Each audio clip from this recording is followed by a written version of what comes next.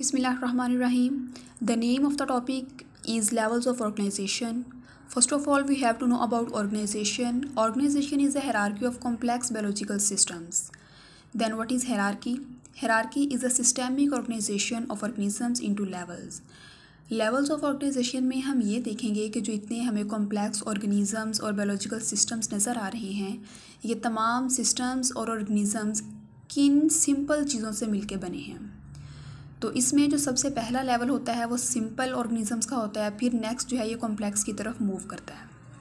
तो सबसे पहला जो लेवल है वो है सब एटॉमिक पार्टिकल्स का। जो सब एटॉमिक पार्टिकल्स हैं ये हैं इलेक्ट्रॉन्स, प्रोटॉन्स एंड न्यूट्रॉन्स। ये पार्टिकल्स जो हैं ये हमारे यूनिवर्स में सबसे छोटे पार्टिकल्स कंसीडर किए जाते हैं। इन पार्टिकल्स को हम डिवाइड नहीं कर सकते और इनसे मज़ीद छोटे पार्टिकल्स हमारे यूनिवर्स में अभी तक नहीं मौजूद। फिर ये सब एटॉमिक पार्टिकल्स जो हैं ये कंबाइन होते हैं और ये बनाते हैं एटम। जो सब एटॉमिक पार्टिकल्स हैं इनकी एग्जांपल्स हैं इलेक्ट्रॉन्स, प्रोटॉन्स एंड न्यूट्रॉन्स। वैसे तो बहुत सारे सब एटॉमिक पार्टिकल्स हैं, लेकिन जो 3 ये हैं ये स्टेबल हैं। जो प्रोटॉन्स और न्यूट्रॉन्स हैं ये एटम का न्यूक्लियस बनाते हैं और जो इलेक्ट्रॉन्स हैं ये न्यूक्लियस के बाहर ऑर्बिट्स में रिवॉल्व कर रहे होते हैं। तो सब एटॉमिक पार्टिकल्स जो हैं ये मिलके बनाते हैं एटम। इनके ये सिंपल थे, इन सिंपल ने मिलके एक कॉम्प्लेक्स जो है नेक्स्ट लेवल बनाया एटम का। फिर एटम जो है जब ये कंबाइन होते हैं एटम्स तो ये बनाते हैं एलिमेंट्स। सेम टाइप के जो एटम्स होते हैं जब ये कंबाइन होते हैं तो ये एलिमेंट बनाते हैं। जो एलिमेंट्स हैं, जितने भी एलिमेंट्स अब तक डिस्कवर हो चुके हैं उनमें से 16 हैं बायो एलिमेंट्स। फिर जब एलिमेंट्स कंबाइन होते हैं तो ये मिलके बनाते हैं मॉलिक्यूल्स। मॉलिक्यूल जो है ये बिल्डिंग ब्लॉक्स हैं। मॉलिक्यूल जो हैं ये सिंपल भी हो सकते हैं, यानी माइक्रो मॉलिक्यूल्स भी हो सकते हैं और मैक्रो मॉलिक्यूल्स भी हो सकते हैं। माइक्रो मॉलिक्यूल्स की एग्जांपल हैं ग्लूकोज एंड मैक्रो मॉलिक्यूल की एग्जांपल हैं स्टार्च एंड प्रोटीन्स। फिर मॉलिक्यूल जो हैं ये कंबाइन होते हैं और ये बनाते हैं ऑर्गेनेली। ऑर्गेनेली जो है इसका एक स्पेसिफिक फंक्शन होता है। हर ऑर्गेनेली का अपना स्पेसिफिक फंक्शन होता है और ये अपना ही फंक्शन परफॉर्म करती है। कोई भी एक ऑर्गेनेली दूसरी ऑर्गेनेली का फंक्शन परफॉर्म नहीं कर सकती। इसकी एग्जांपल है माइटोकॉन्ड्रिया। जिस तरह से माइटोकॉन्ड्रिया ये भी एक ऑर्गेनेली है, राइबोसोम ये भी एक ऑर्गेनेली है। अब माइटोकॉन्ड्रिया जो है ये इसका फंक्शन है टू स्टोर एनर्जी। अब एनर्जी जो स्टोरेज का काम है वो माइटोकॉन्ड्रिया ही करेगा और प्रोटीन सिंथेसिस का फंक्शन जो है वो राइबोसोम का है। अगर माइटोकॉन्ड्रिया किसी भी वजह से ख़राब हो जाए तो राइबोसोम जो है वो माइटोकॉन्ड्रिया का फंक्शन परफॉर्म नहीं कर सकता, यानी कि जो ऑर्गेनेली हैं इनका अपना स्पेसिफिक फंक्शन होता है। फिर जो डिफरेंट ऑर्गेनेलीज होती हैं वो मिलके बनाती हैं एक सेल, और सेल जो है ये बेस है लाइफ की, यहाँ से लाइफ स्टार्ट होती है। सेल को हम यूँ भी कह सकते हैं कि basic structural and functional unit of life. अब यहाँ पे कुछ लोगों का ख्याल होता है कि स्ट्रक्चरल और फंक्शनल किस तरह से सेल जो है ना वो लाइफ की बेस है। हालांकि जो लेवल हैं जहाँ से स्टार्ट हो रही हैं तो सब एटॉमिक पार्टिकल से हो रही हैं, लेकिन फिर सेल किस तरह से बेस बनता है, क्योंकि इस तरह से कि हमने लाइफ का बेस बोला है। तो लाइफ जो है वो सेल से ही स्टार्ट होती है। जब तमाम ऑर्गेनेलीज मिलेंगी मिलके एक सेल बनाएंगी, लाइफ तभी है ना, लिविंग थिंग हम उसी को कह सकते हैं जो कि रिप्रोड्यूस कर सकती है, सांस ले सकती है, ग्रो कर सकती है। तो जब एक सेल बन जाता है वो फिर जो है वो सांस भी ले सकता है, यानी कि रेस्पिरेशन भी उसमें हो सकती है, रिप्रोडक्शन भी हो सकती है और ग्रोथ भी हो सकती है। इसलिए हम सेल को लाइफ की बेस कहते हैं। फिर जो डिफरेंट टाइप के सिमिलर सेल जो होते हैं वो कंबाइन होते हैं और वो मिलके बनाते हैं एक टिश्यू। जितने भी सेल्स मिलके टिश्यू को बनाते हैं वो सारे के सारे सेल्स सिमिलर फंक्शन परफॉर्म करते हैं और फिर वो टिश्यू का फंक्शन होता है। For example nervous tissue. अब नर्वस टिश्यू जो है इसका फंक्शन है कम्युनिकेशन और मस्कुलर टिश्यू जो है इसका फंक्शन है मूवमेंट में। फिर डिफरेंट टाइप के टिश्यूज़ जो हैं ये कंबाइन होते हैं और ये मिलके एक ऑर्गन बनाते हैं।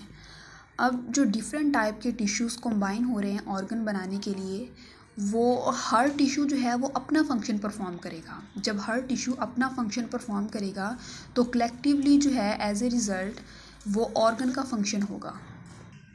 For example stomach. अब स्टमक जो है ये एपिथेलियल और मस्कुलर टिश्यू से मिलके बना हुआ होता है। इसमें जो एपिथेलियल सेल्स हैं, एपिथेलियल टिश्यूज़ हैं, ये गैस्ट्रिक जूस सिक्रेट करते हैं, और जो मस्कुलर टिश्यू है ये स्टमक की वाल की जो है ना वो कंट्रैक्शन काज करता है, और ये दोनों टिश्यूज़ जो हैं ये अपना अपना फंक्शन परफॉर्म करते हैं, और ये कलेक्टिवली जो है स्टमक का जो फंक्शन है डाइजेशन का वो काज करते हैं।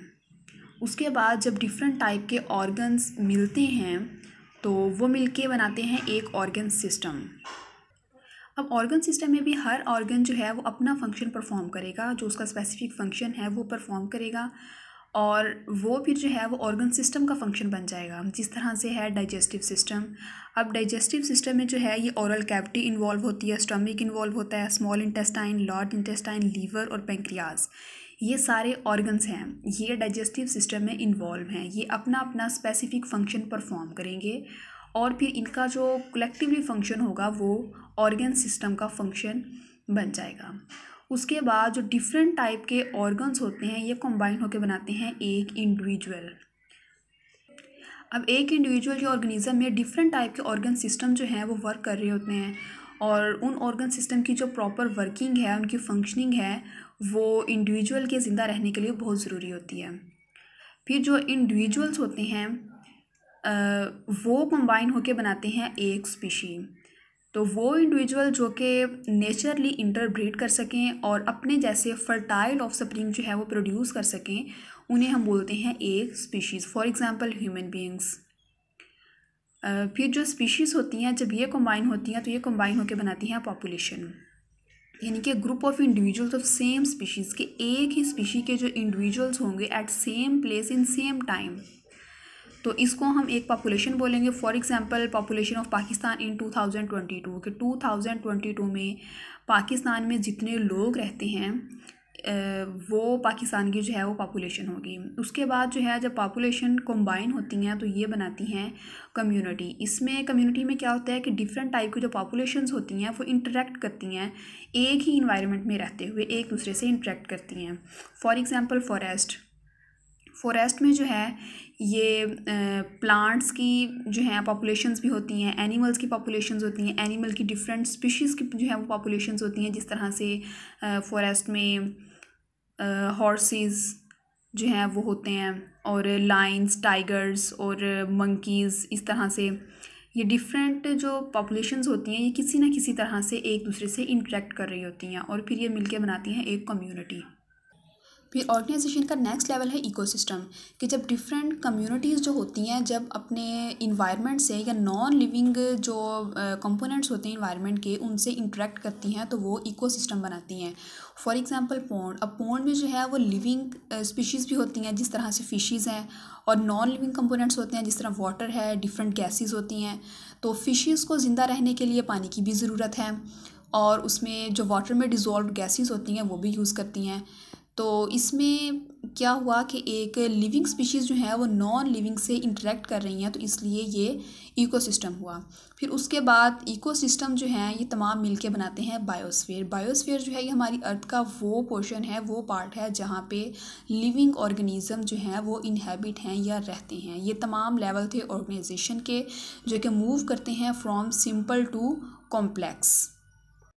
अगर सिंपल आपने इनको याद करना है सारे लेवल्स को ऑर्गेनाइजेशन के, तो बहुत सिंपल सी ट्रिक है कि आप इनको एक तरतीब से लिखें। सबसे पहला लेवल आप लिखें सब एटॉमिक पार्टिकल्स का। अगर आपको प्रॉपर डेफिनेशन सबकी याद नहीं हो रही तो आप इनको एक तरतीब से लिख के याद कर लें, और पहले लेवल के कॉम्बिनेशन से अगला लेवल बनेगा, फिर सेकंड लेवल के कॉम्बिनेशन से थर्ड लेवल बनेगा। इस तरह से अगर ये डेफिनेशन भी आप पेपर में लिख देंगे तो आपके मार्क्स नहीं कटेंगे, रॉन्ग नहीं होगा। जिस तरह से आप लिख सकते हैं कि सबसे पहले आप लिखते हैं सब एटॉमिक पार्टिकल्स के स्मॉलेस्ट हैं, इनको मज़ीद हम डिवाइड नहीं कर सकते।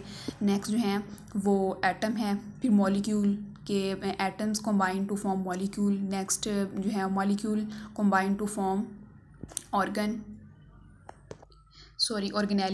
फिर organelles combine to form cells, cells combine to form tissue, tissues combine to form then organs combine to form organ systems combine to form individuals combine to form species combine to form population combine to form community, and then communities interact with their non-living environment, form ecosystem, and the total area inhabited by living organisms is called biosphere. Thank you.